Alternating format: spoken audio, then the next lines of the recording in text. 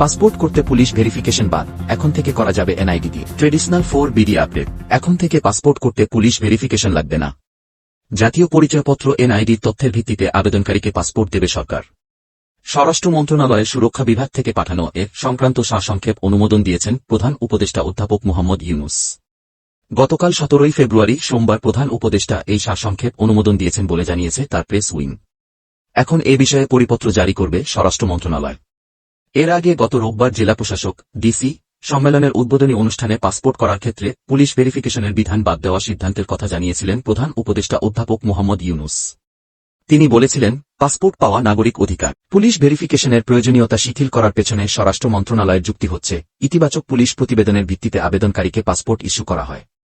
বিদ্যমান পদ্ধতিতে একটি সাধারণ পাসপোর্ট 12 কর্মদিবস ও এক্সপ্রেস ডেলিভারির ক্ষেত্রে 3 কর্মদিবসের মধ্যে পাসপোর্ট দেওয়া হয়ে থাকে। কিন্তু পুলিশ ভেরিফিকেশন যথাসময়ে না পাওয়ার কারণে বা পুলিশ ভেরিফিকেশনের সময় অনাবশ্যক কাগজপত্র যাচাইয়ের কারণে আবেদনকারীর ভোগান্তি হয়।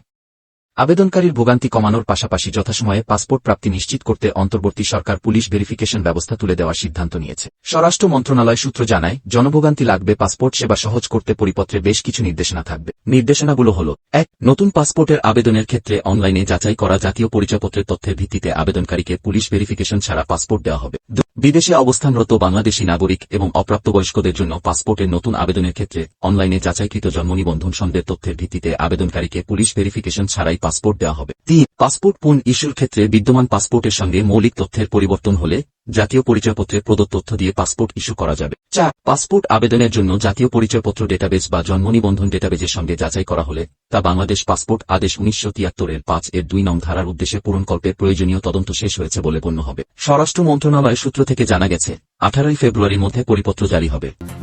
পরিপত্র জারির পর থেকে এ ব্যবস্থা কার্যকর হবে। এরকম আরও আপডেট পেতে ট্রেডিশনাল 4BD সাথেই থাকুন।